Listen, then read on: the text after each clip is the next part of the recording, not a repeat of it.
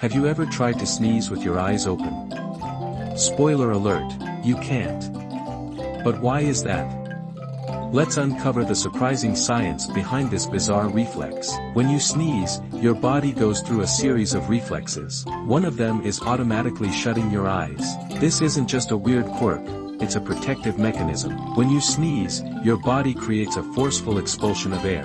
Closing your eyes helps prevent any debris or irritants from entering your eyes. It's a reflex controlled by the nervous system, keeping you safe while you sneeze. So next time you sneeze, remember, it's your body's way of protecting itself. And no matter how hard you try, your eyes will always close when you do.